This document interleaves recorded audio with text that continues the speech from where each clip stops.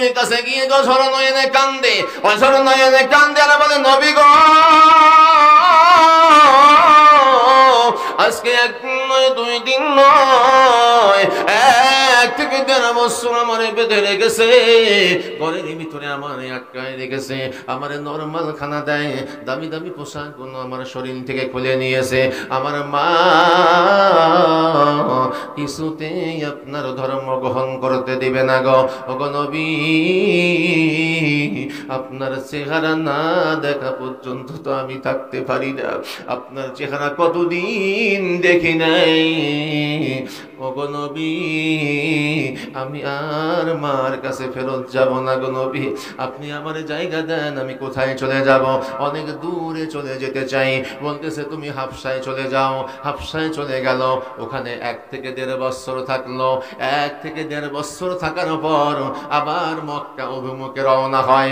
মনের ভিতরে কৌতূহল জাগে, মনের ভিতরে চিন্তা হয়, মা মনে হয় আমার ঠিক হয়ে গেছে, মার মনটা হয়তো বা দুর্বল হয়ে গেছে, কারণ অনেক দিন মা সন্তানরে দেখে নাই, আমিও অনেক দিন আমার মারে দেখি নাই। আমার মার মনটা হয়তো বা বদলায় গেছে, আমার মার মনটা হয়তো বা ভালো হয়ে গেছে, আমার মার মনটা হয়তো আমার জন্য কাঁদতেছে, আমি গেলে হয়তো বা আমারে এখন গ্রহণ করে নিবে। এই চিন্তা ভাবনা করে ওই সন্তান ওখান থেকে সে মক্কা অভিমুখে রওনা হয়। মক্কা অভিমুখে যখন রওনা হয়, এদিকে মা খবর পেয়ে গেছে অনেকদিন পর, 2 থেকে 3 বছর পর আমার বেটা আমার কাছে আসতেছে। আমার বেটা মনে হয় ভুল বোঝাবুঝি হয়েছে, এটা সে বুঝতে পেরেছে যে মুহাম্মাদের ধর্মটা ভুল, এটা সে হয়তোবা ভুল বুঝতে পেরেছে। ভুল বুঝতে পেরে মনে হয় আজকে বেটা আমার কাছে ফেরত আসতেছে। মা সুন্দর সুন্দর খানার আয়োজন করেছে, মা সুন্দর সুন্দর দামি দামি পোশাক বাজার থেকে কিনে এনেছে, বেটাকে পরাবে, সুন্দর খানা রান্না করেছে, বেটারে খাওয়াবে। যখন মা হাতটা 2টা হাত সামনে যখন এগিয়ে দিল, সামনে যখন এগিয়ে দিল, সন্তান এসে জড়ায়া ধরে কান্দে, মা কান্দে, বলে বেটা আমি বুঝেছি তুই ভুল, তোর ভুলটা তুই বুঝতে পেরেছিস। বেটা বলতেছে, ওগো মা, আমি মনে করেছিলাম অনেকদিন পর আমি তোমার কাছে আসলাম, ওগো মা, আমি মনে করেছি তোমার মনটা হয়তো বা দুর্বল হয়ে গেছে, ওগো মা, আমি মনে করেছি তুমি হয়তো বা ভুল বুঝতে পেরেছো। বলতেছো, ওগো বেটা তুই কি বলতেছিস? আমি তোর জন্য সুন্দর সুন্দর দামি পোশাক কিনে রেখেছি, আমি সুন্দর সুন্দর খানার আয়োজন করেছি, আরে বেটা তুই কি বলতে চাস বল? বলতেছো, ওগো মা, তোমার কোনো খানার আমার দরকার নাই, একটা পোশাকেরও আমার দরকার নাই, তোমার কোনো সম্পদের আমার দরকার নাই, ওগো মা,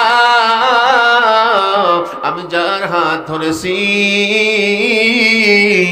আমি যে ধর্ম আমি ধরেছি, আমি যে ধর্ম পালন করতেছি, ওগো মা, আমি চললাম, আমি আমার নবীর দরজার দিকে চললাম, ওগো মা, আমি চললাম। সঙ্গে সঙ্গে মা বলে, বেটা থামা, বেটা থাম। বলতেছে, মা তুমি কি বলবা? বলতেছে, বেটা রে, বড় আশা নিয়ে আমি দাঁড়িয়েছিলাম, তোকে আমি ধরায়া ধরবো, বড় আশা নিয়ে দাঁড়িয়েছিলাম যে তুই আমার ধর্ম ভুল বুঝতে পেরেছিস। আরে বেটা তুই জেনে রাখ, তুই যখন মুহাম্মাদের ধর্ম ছাড়বি না, আমিও বলি বেটা রে, আজ এই মুহূর্ত থেকে আমি তোরে ত্যায্য পুত্র করে দিলাম। বাকি অংশ শুনবেন খবরের পরে। আর একটু অন্য জায়গায় যাই। আল্লাহ রাব্বুল আলামিন পবিত্র কোরআন মাজিদের ভিতরে কিছু কিছু জিনিসকে মানুষকে বোঝানোর জন্য, কিছু কিছু জিনিসের গুরুত্বকে বোঝানোর জন্য আমার আল্লাহ রাব্বুল আলামিন কসম খেয়েছেন। কথা বলেন ঠিক কিনা? কসম খাওয়ার উদ্দেশ্য হলো, কসম খাওয়ার তাৎপর্য হলো, কসম খাওয়ার গুরুত্ব হলো, কসম যখন কোনো মানুষ খায়, ওই মানুষটা সঙ্গে সঙ্গে বিশ্বাস করে না সত্য কথা বলতেছে। কয় তুমি কি খেয়েছো? বলছে না আমি খাই নাই। আল্লাহর কিরা আমি খাইছি। অথবা আল্লাহর কিরে আমি খাই নাই, মার দিব্যি আমি খাই নাই, তখন একজন বিশ্বাস করে, তার আগে বিশ্বাস করে না, আছে না? আল্লাহ রাব্বুল আলামিন পবিত্র কোরআন মাজিদের ভিতরে কিছু কিছু আয়াত দিয়ে আল্লাহর সৃষ্টিকে বোঝানোর জন্য, আল্লাহর নিদর্শন সমূহ বোঝানোর জন্য কিছু কিছু জায়গায় আল্লাহ রাব্বুল আলামিন কসম খেয়েছেন। কসম খাওয়ার উদ্দেশ্য হলো যখন যে জিনিসের উপরে কসম খাওয়া যায় ওটার গুরুত্ব আরো বেশি বেড়ে যায়, ওটার তাৎপর্য বেড়ে যায়, ওটার গুরুত্ব বেড়ে যায়, যাতে মানুষ চিন্তা ভাবনা করে, কল্পনা করে, চিন্তা করে, আকল বিবেক দিয়ে চিন্তা ভাবনা করে যে না আসলেই এটা একটা আল্লাহ পাকের পক্ষ থেকে এটা একটা নিদর্শন। এজন্য আল্লাহ রাব্বুল আলামিন সব কিছু দিয়ে দিয়েছেন। আর দুনিয়ার যত সৃষ্টিকুল মাখলুকাত আছে, দুনিয়ার যত সৃষ্টি আছে, এই সৃষ্টিগুলো মানুষকে বোঝানোর জন্য আল্লাহ তাআলার কত বড় শক্তি, আল্লাহ রাব্বুল আলামিন কত বড় শক্তিমান, এটা বোঝানোর জন্য আল্লাহ রাব্বুল আলামিন আবার এও জানায়া দিয়েছেন যে বান্দা তোমাকে কিন্তু আমি পরীক্ষা করব।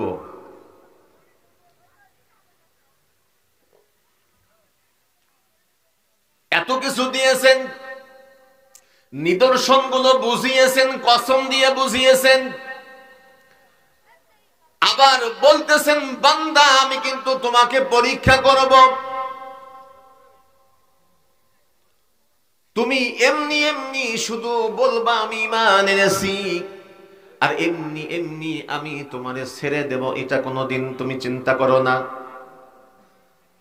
আল্লাহ রাব্বুল আলামিন কসম খেয়েছেন وَلَنَبْلُوَنَّكُمْ بِشَيْءٍ مِّنَ الْخَوْفِ وَالْجُوعِ وَنَقْصٍ مِّنَ الْأَمْوَالِ وَالْأَنفُسِ وَالثَّمَرَاتِ আল্লাহু আকবার। আল্লাহ রাব্বুল আলামিন বলতেছেন তোমারে আমি পরীক্ষা করব, লামে তাকিদ, অবশ্যই পরীক্ষা করব। তোমারে আমি ক্ষুধা দিয়ে পরীক্ষা করব, তোমার ফসলের ক্ষতি দিয়ে আমি তোমাকে পরীক্ষা করব, তোমাকে ভয় দিয়ে আমি পরীক্ষা করব। যদিও কসম দিয়ে অনেকগুলি আয়াত আল্লাহ রাব্বুল আলামিন নাযিল করেছেন, এরপরেও আল্লাহ রাব্বুল আলামিন কিছু কিছু আয়াতের ভিতরে জানায় দিতেছেন তোমারে আমি পরীক্ষা করব ভয় দিয়ে, তোমারে আমি পরীক্ষা করব ক্ষুধা দিয়ে, তোমারে আমি পরীক্ষা করব ফসলের ক্ষতি দিয়ে, তোমারে আমি পরীক্ষা করব সন্তান মারা যাওয়া দিয়ে। আল্লাহ রাব্বুল আলামিন অন্যত্র বলতেছেন আলিফ লাম মিম আহসিবান নাসু আন ইউতরাকু আন ইয়াকুলু আমান্না ওয়া হুম লা ইউফতানুন। আল্লাহু আকবার। আল্লাহ রাব্বুল আলামিন বলতেছেন তুমি কি এমনি এমনি বলতেছো আমি ঈমান এনেছি, আল্লাহ আমি আপনার উপরে ঈমান আনলাম, এই কথার উপরে আমি তোমারে পরীক্ষা করব না, তুমি কেমনে ভাবলাম? তোমারে আমি পরীক্ষা করব, আর পরীক্ষা করেই আমি তোমার হিসাব নিকাশ নিয়েই আমি তোমার জান্নাত অথবা জাহান্নামের ফয়সালা করব। আর কসম খেয়ে যেমন অনেক আয়াত বলেছেন, তার ভিতরে একটি আয়াত আমি বলি ওয়াসসামা'i যাতিল বুরুজ। সূরা বুরুজের নাম মনে নাই? কার কার মনে আছে? সূরা বুরুজ নামে যে একটা সূরা আছে সকলেই জানি, হয়তো মনে নাই, হয়তো বা মুখস্থ নাই, হয়তো নামাজেও পড়ি না, একটু বড় সূরা। একবার নয়, দুইবার নয়, আল্লাহ রাব্বুল আলামিন চারবার কসম খেয়েছেন এ দুনিয়ার মানুষেরা আমি আল্লাহ রাব্বুল আলামিন কত বড়, আমার নিদর্শন কত বড়, আমি আল্লাহ কত বড় শক্তিশালী, কত বড় শক্তিমান, এটা পরীক্ষা করার জন্য, বান্দাদেরকে বোঝানোর জন্য, দুনিয়ার সমস্ত মানুষগুলোকে বোঝানোর জন্য আল্লাহ রাব্বুল আলামিন কসম খেয়েছেন। যদিও এই সূরাটা 114 সূরার ভিতরে 85 নাম্বার সূরা। কয় নাম্বার? 85 নাম্বার সূরা। আয়াত সংখ্যা হলো 22। এই সূরাগুলি দুই ভাগে বিভক্ত, মক্কি এবং মাদানী। মক্কা জীবনে এই সূরাটা নাজিল হয়, যার শব্দমালা হলো 109টা। কয়টা? যার শব্দমালা হলো 109টা, আর 109টা শব্দমালার ভিতরে 438টা অক্ষর আছে।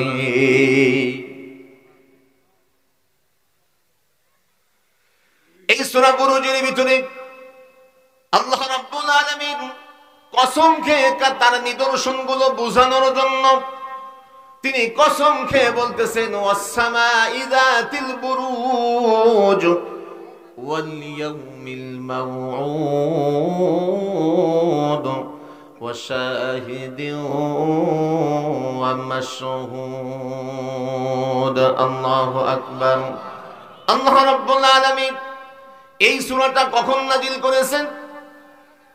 এমন সময় নাজিল করেছেন যে সময় মক্কার মানুষেরা আল্লাহ রাসূলের উপরে অত্যাচার শুরু করল, সাহাবী আজমাইনদের উপরে অত্যাচার শুরু করল। এত পরিমাণ অত্যাচার আর অনাচার, আল্লাহ রাসূল সাল্লাল্লাহু আলাইহি ওয়াসাল্লাম আল্লাহর কাছে অভিযোগ করলেন। আল্লাহ রাব্বুল আলামিন অভিযোগ করার পরে আল্লাহ রাব্বুল আলামিন জানায়া দিলেন, ও নবী, শুধু আপনার উপরে নয়, এটা তো অনেক যুগ থেকে ধরে আসতেছে। কারণ বর্তমান জামানায় কালেমাওয়ালা মুসলমানের উপরে অত্যাচার, কথা বলেন ঠিক কিনা? কালেমা পড়নেওয়ালা লোকের উপরে অত্যাচার, কথা বলেন ঠিক কিনা? নামাজি লোকের উপরে অত্যাচার, কথা বলেন ঠিক কিনা? হালাল রুজি খায় তার উপরে অত্যাচার, কথা বলেন ঠিক কিনা? সত্য কথা বলে ব্যবসায় ওজনে কম দেয় না, তার উপরে অত্যাচার আছে না নাই? আমি এদিকে আর যাব না, কারণ ওই দিকটা আলাদা দিক। বুঝাতে পারছি? যদি কোনো সময় হয় আপনাদের সামনে আলোচনা করব ইনশাআল্লাহ। এই মক্কি জীবনের ভিতরে আল্লাহ রাব্বুল আলামিন জানায়া দিলেন, ও নবী, এটা তো যুগ যুগ ধরে চলে আসছে। যারা কালেমার কথা বলে, আমার কথা বলে, আপনার নবীর যে নবীর কথা বলে, তখনই কাফের মুশরিকরা অত্যাচার করে, বেদুইন কাফেররা অত্যাচার শুরু করে দেয়। আর এই অত্যাচারের মাথায়, এই অত্যাচারের মাত্রা এমন ভাবে যখন বেড়ে যায়, এই কালেমা পড়নেওয়ালা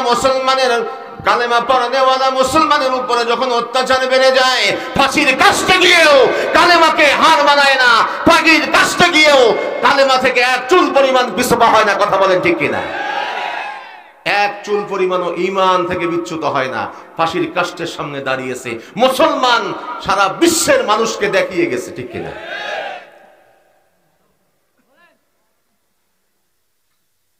আল্লাহ রাব্বুল আলামিন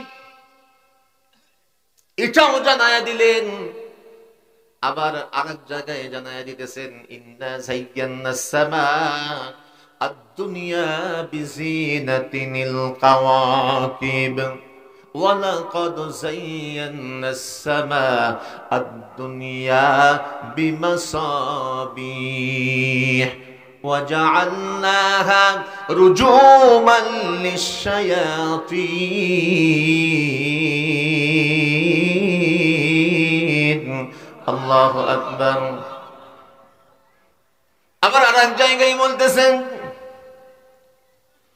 মা তারা ফি খালকির রহমানি মিন তাফাউত ফারজি'ল বাসারা هل ترى من فطور الله أكبر إذا الشمس كورت وإذا النجوم انكدرت وإذا الجبال سيرت وإذا العشار عطلت الله أكبر আল্লাহ রাব্বুল আলামিন জানাই দিতেছেন, এ দুনিয়ার মানুষেরা, তোমরা কি দেখেও বোঝো না, শুনেও শোনো না? এ বিশাল আসমান আল্লাহ রাব্বুল আলামিন, পৃথিবীর কোন মানুষ আজও পর্যন্ত কোন ভুল ধরতে পেরেছে? ডোনাল্ড ট্রাম্প, আরো আরো আরো আরো অনেকেই, কেউ ভুল ধরতে পেরেছে? কেউ কোনোদিন ভুল ধরতে পারে নাই। যত বড় ভূমিকম্প আসছে, আমার মনে হয় আমেরিকার এক সাইডে একটু ফাটা দেখা গেছে, একটু মনে হয় ধসে পড়েছে, পড়ছে নাকি? আল্লাহ রাব্বুল আলামিন জানাই দিলেন, দুনিয়ার মানুষেরা, এই বিশাল আসমান, এই গবেষণা করার জন্য তোমার চক্ষু নামে যে অঙ্গ আছে, এই অঙ্গ দিয়ে যদি তুমি দেখতে পারো, তোমার চক্ষু ক্লান্ত হয়ে ফিরে আসবে। তারপরেও আমি আল্লাহ রাব্বুল আলামিনের আসমানের এক চুল পরিমাণ ভুল ধরার ক্ষমতা নাই।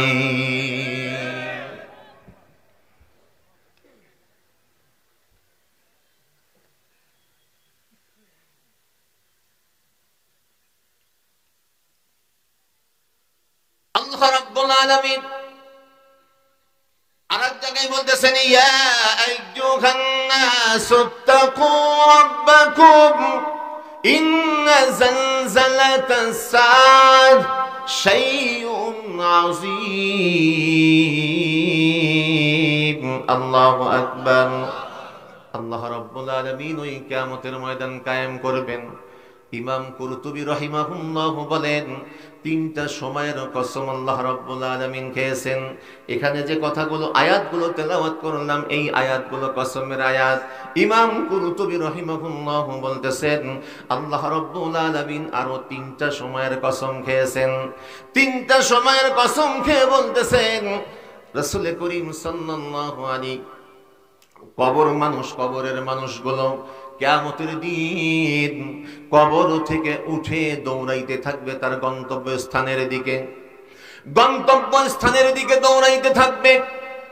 আবার এমন কিছু মানুষ আছে, তিনটা দুই নাম্বার অবস্থান হলো, মানুষগুলো গিয়ে রাসূল করিম সাল্লাল্লাহু আলাইহি ওয়াসাল্লামের নিকট গিয়া বলবে, ইয়া রাসূলুল্লাহ, ইয়া হাবিবাল্লাহ,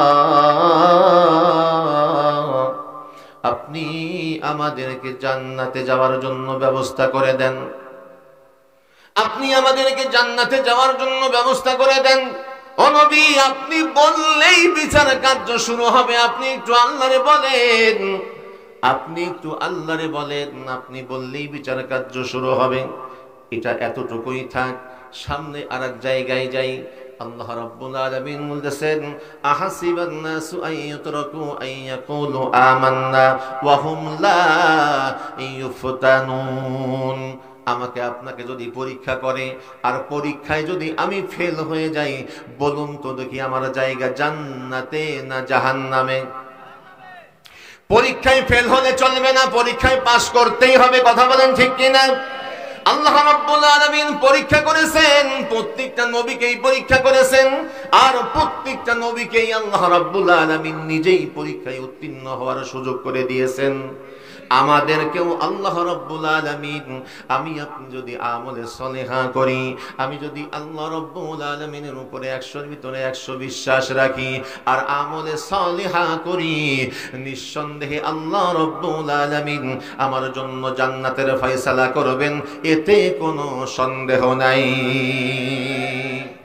ইন্নাল্লাযীনা আমানু ওয়া আমিলুস সালিহাতি কানাত লাহুম জান্নাতুল ফিরদাউসি নুজুলা। আল্লাহু আকবার। নিশ্চয়ই যারা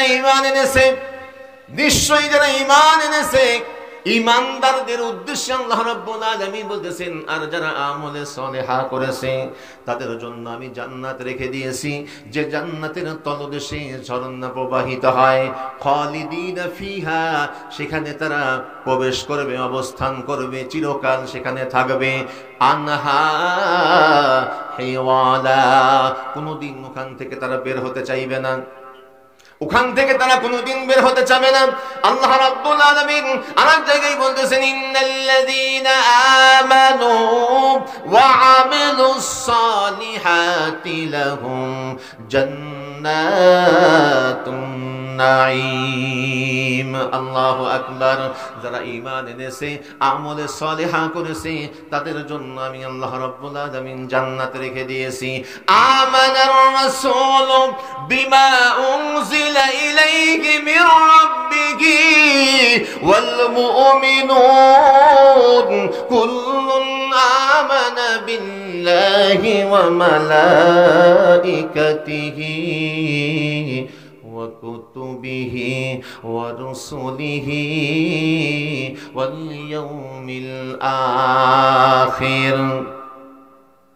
আল্লাহ রাব্বুল আলামিন বলতেছেন, আল্লাহ এবং রাসূলের পক্ষ থেকে যে হেদায়েত এসে পৌঁছায়ছে, যে হেদায়েত আল্লাহর পক্ষ থেকে নাজিল হয়েছে, এর উপরে যারা ঈমান এনেছে এবং আল্লাহ রাসূলের প্রতি যারা ঈমান এনেছে, তার কিতাব সমূহের উপরে যারা ঈমান এনেছে, তাদের জন্য আল্লাহ রাব্বুল আলামিন জান্নাতের ফয়সালা করে রেখে দিয়েছে। আবার পাশাপাশি আল্লাহ রাব্বুল আলামিন এই কথাও জানায় দিতেছেন, অভিভাবক ওলি যদি মানতে হয়, ঈমান আনতে যদি 100-র ভিতরে 100 ঈমান কোন মুসলমান আনে, তাহলে বন্ধু হিসাবে, দোস্ত হিসাবে কাকে মানতে হবে? কথা বলেন, কাকে মানতে হবে? ঈমান 100-র ভিতরে 100 যদি আমি আনি আর জান্নাত যদি আমি পেতে চাই, অভিভাবক হিসাবে মানতে হবে কারে? বন্ধু হিসাবে মানতে হবে কারে? আল্লাহ। আল্লাহ ক্যা মুবারক নাম হ্যায়, আল্লাহ আল্লাহ আশিকোं का काम है। আল্লাহ আল্লাহ এই যে শিরিন স্তুনাম শির শকর মিকুনাদ জানাম তামাম। একটু চিৎকার দিয়ে বলেন মারহাবা। একটু আগেই হুজুর আমার একটা স্লিপ ধরাইয়া দিছে, মহিলারা চলে যাচ্ছে, কালেকশন শুরু করেন। তুললেন 10:30টায়, বাজে 11:05, আরো 5 মিনিট আগেই দিছে, তাহলে আধা ঘন্টা। কথা কি বলবো? রাগ করতেছেন নাকি? এই যে উঠে উঠে চলে যাচ্ছে যে, হ্যাঁ, অল্প সময় ছেড়ে দেবো ইনশাআল্লাহ। পিছনের লোকগুলো কি বলে, ঘুমাইছেন নাকি? হ্যাঁ, আমি কিন্তু কানা বক্তা না ভাই, আমি পিছনেও দেখি, সামনেও দেখি, সব সমান দেখি। ওই রকম ওয়াজ আমি করি না যে যাক শেষে খালি মাইকালা থাকবে আর কেউ থাকবে না, এরকম ওয়াজ আমি করি না। কয় যাক একটা লোক আমার হেদায়েত হয়েছে রে, কয় হুজুর তাড়াতাড়ি মাইক ছাড়েন, আমি মাইকালা। মানে ও মাইকালা না হলে ও চলে যাইতো। যাই হোক, মা বোনেরা, আপনারা ধৈর্য সহকারে বসেন, অল্প সময় ইনশাআল্লাহ আলোচনা হবে। অল্প সময়, অনেক দূর থেকে আসছি, তারপরেও লোকজন দেখে আমার খুবই ভালো লাগতেছে। অনেক লোকের সমাগম এই জায়গায়, অনেকগুলো লোক বসে আছে কথা শোনার জন্য, ঠিক কিনা? বছরে একটা ওয়াজ মাহফিল হয়, কিছু কথা শুনি যেটা আমার আলোচনা করলে বিবেচনায় আসবে, আমলের তরক্কি হবে, আমলের খুশু হবে, ঠিক কিনা? তো কিছু কথা আলোচনা না রাখলে তো হয় না, আর কথা বলে বক্তাও আরাম পায় না, শ্রোতাও শুনে মজা পায় না, ঠিক কিনা? এজন্য মা বোনেরা, আমি আপনাদের করজোরে অনুরোধ করছি, আপনারা আর একটু সময় ধৈর্য ধারণ করে বসেন। অল্প সময়ের ভিতরে ইনশাল্লাহ শেষ হবে। আপনারা মাদ্রাসায় এতিম ছাত্ররা আছে, লিল্লা বোর্ডিং আছে, এখানে বোর্ডিং আছে না মাদ্রাসায়? লিল্লা বোর্ডিং আছে। আপনারা মা বোনেরা, বিভিন্ন জায়গায় মা বোনেরাই বেশি টাকা দেয় মাদ্রাসায়। বিভিন্ন মাহফিলে আমি দেখি, বিভিন্ন মাহফিলে দেখি মা বোনেরাই টাকা পয়সা বেশি দেয়। তো মা বোনেরা, আপনারা যাবেন না। আপনারা যদি একান্তই শরীর খারাপ থাকে তাহলে যান, আর না হলে অন্তত বসে যান। অল্প সময় কিছু কথা আলোচনা শেষে মোনাজাত দিয়ে ইনশাআল্লাহ আমরা সকলেই বাড়ি ফিরে যাব, ঠিক আছে না ইনশাআল্লাহ? আমি বলতে চাইছিলাম, আল্লাহ রাব্বুল আলামিনকে বন্ধু হিসেবে গ্রহণ করতে হবে, দোস্ত হিসেবে আল্লাহ রাব্বুল আলামিনকে বন্ধু বানাইতে হবে। সৃষ্টিকর্তা হিসাবে আল্লাহ রাব্বুল আলামিনকে বন্ধু বানাইতে হবে, স্রষ্টার মালিক হিসাবে আল্লাহ রাব্বুল আলামিনকে বন্ধু বানাইতে হবে। যখন কোনো মানুষ আল্লাহ রাব্বুল আলামিনকে অভিভাবক বানায়, বন্ধু বানায়, ওলি বানায়, ওই বান্দার দুনিয়ার কোনো সমস্যাই না। আল্লাহ রাব্বুল আলামিন বলেছেন, আল্লাহু ওয়ালিয়ুল্লাযীনা আমানু ইউখরিজুহুম মিনাল যুলুমাতি ইলান নূর। আল্লাহু আকবার। একটা ফল তো থাকতে হবে, প্রতিদান তো থাকতে হবে। আমি পরীক্ষা দিলাম, এই ফলের পাস ফেল তো থাকতে হবে। আমি জমিতে আখ লাগাই, আমি জমিতে আলু লাগাইলাম, এরও তো প্রতিদান থাকতে হবে, এর তো আলু বরকত থাকতে হবে। আল্লাহ রাব্বুল আলামিন জানায়া দিলেন, যখন কোনো মানুষ আমি আল্লাহ রাব্বুল আলামিনকে বন্ধু বানাবে, আমি আল্লাহ রাব্বুল আলামিনকে অভিভাবক হিসাবে বানাবে, আমি আল্লাহ রাব্বুল আলামিন তাদেরকে অন্ধকার থেকে তুলে আমি আলোর দিকে আমি আল্লাহ রাব্বুল আলামিন নিয়ে আসি। চিৎকার দিয়ে বলেন মারহাবা। আল্লাহ আল্লাহ তু মেরা মাশূক হ্যায়, আল্লাহ আল্লাহ তু মেরা আশিক হ্যায়, আল্লাহ আল্লাহ তু মেরা সত্তার হ্যায়, আল্লাহ আল্লাহ তু মেরা গফফার হ্যায়।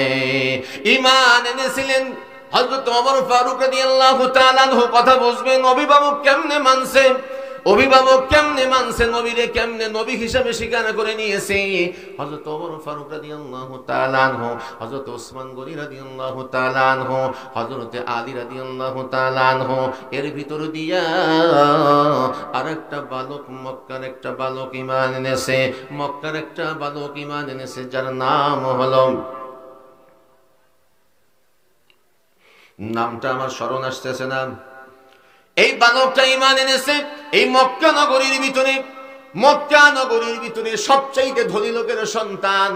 যদিও আরেকটা নাম আপনারা শুনছেন, যার নাম হলো আব্দুল উজ্জা। এই আব্দুল উজ্জা না, এমন এটাও একটা বালক যে মক্কা নগরীর ভিতরে সবচাইতে ভালো ভালো জামাগুলো সে পরতো, দামি দামি জামাগুলো সে পরতো, সবচাইতে দামি দামি জুতাগুলো সেই ব্যক্তি পরতো। এই ব্যক্তিটা একদিন কি করেছে, হঠাৎ করে তার কানের আওয়াজ, কানের ভিতরে শব্দ আসছে, একজন ব্যক্তি নাকি আসছে, তার নাম নাকি মুহাম্মদ, সে নাকি আল্লাহ আল্লাহ রাসূলের কথা, সে নাকি তার কথাগুলো বলতেছে, আল্লাহর বরত্ব আল্লাহর প্রশংসা করতেছে, সে নাকি আসল নবী। তার কাছে গেলে নাকি মানুষ ভালো হয়ে যাইতেছে, তার কাছে গেলে তার চেহারা দেখলে মানুষ পাগল হয়ে যায়। একটু দেখার দরকার, কারণ মানুষ নেগেটিভ নিয়ে বেশি চিন্তা ভাবনা করে পজিটিভের চাইতে। ওই যুবকটা যখন শুনতে পেল অমুক জায়গায় মদিনার ভিতরে এমন একজন লোক আসছে যিনি নাকি নবী, একটু তো কৌতূহল জাগলো যুবকের মনে, দেখা দরকার, দেখা দরকার, যাওয়া দরকার। কারণ তার মাটাও হলো অত্যন্ত খারাপ মহিলা, মাকে কিছু না বলে রাত্রি গভীর হয়ে গেছে।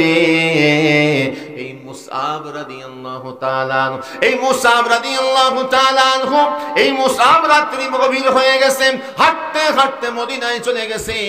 দারুল আরকামের ভিতরে আল্লাহ রাসূল সাল্লাল্লাহু আলাইহি ওয়াসাল্লাম কালেমা শিক্ষা দিতেছেন, নও মুসলিমদেরকে কালেমা শিখায় আর কোরআনের তেলাওয়াত শিখাইতেছে। কোরআনের তেলাওয়াত এমন একটা মধুর তেলাওয়াত,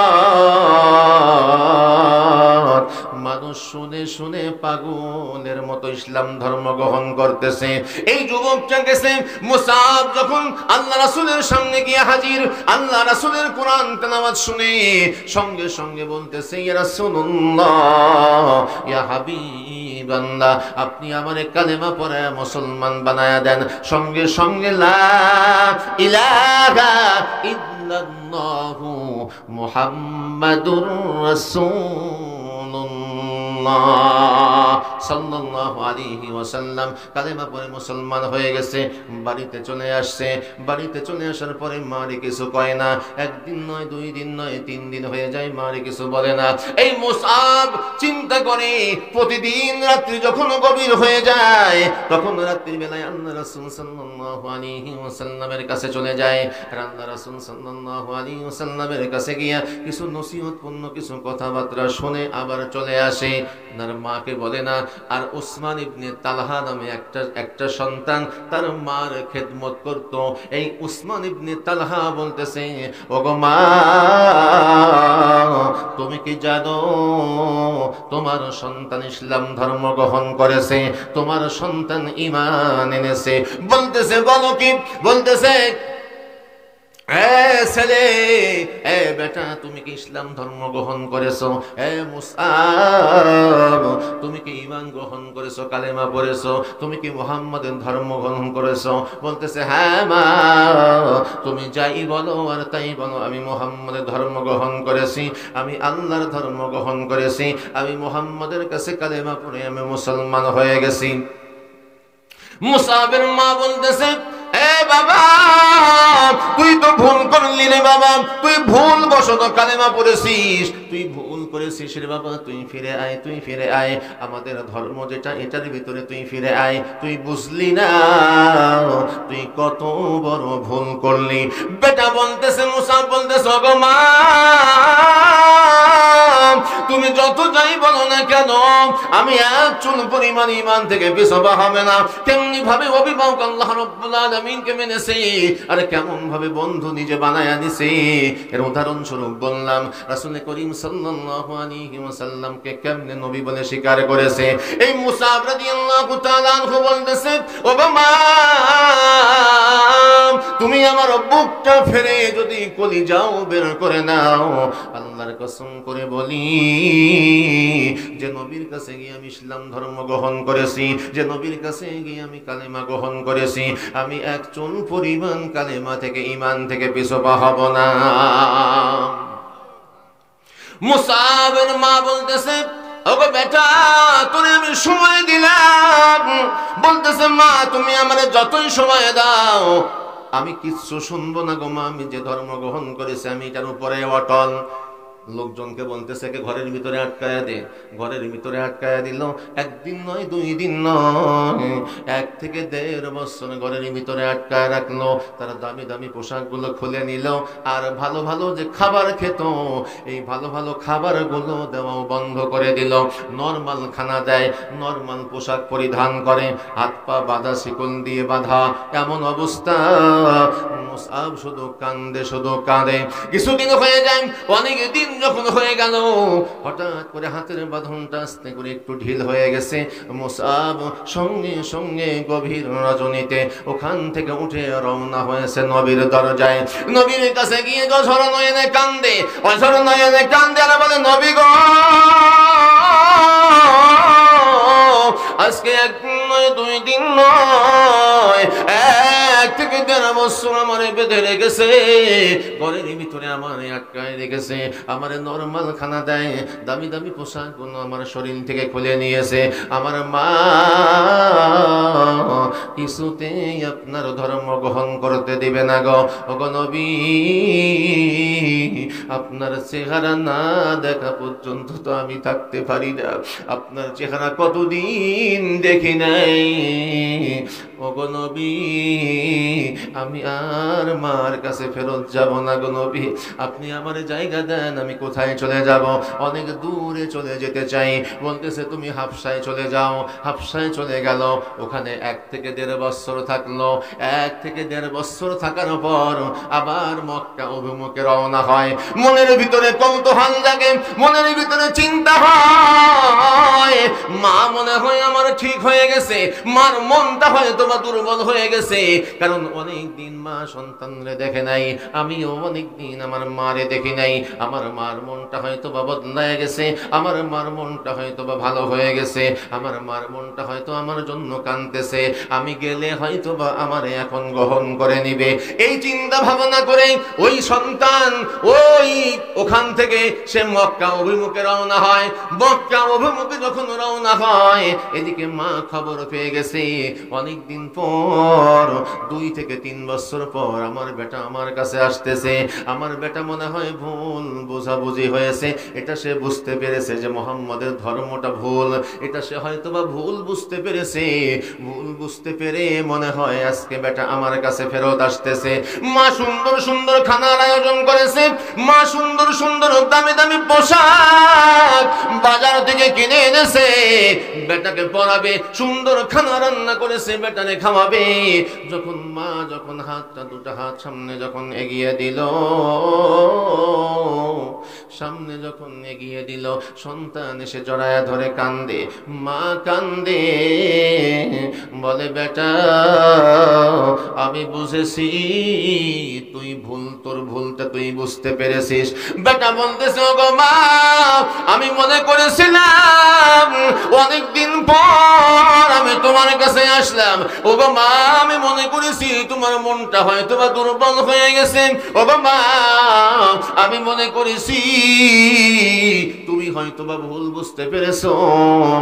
বলতেছো ওগো বেটা তুই কি বলতেছিস, আমি তোর জন্য সুন্দর সুন্দর দামি পোশাক কিনে রেখেছি, আমি সুন্দর সুন্দর খানার আয়োজন করেছি, আরে বেটা তুই কি বলতে চাস বল। বলতেছো ওগো মা তোমার কোনো খানার আমার দরকার নাই, একটা পোশাকেরও আমার দরকার নাই, তোমার কোনো সম্পদের আমার দরকার নাই, ওগো মা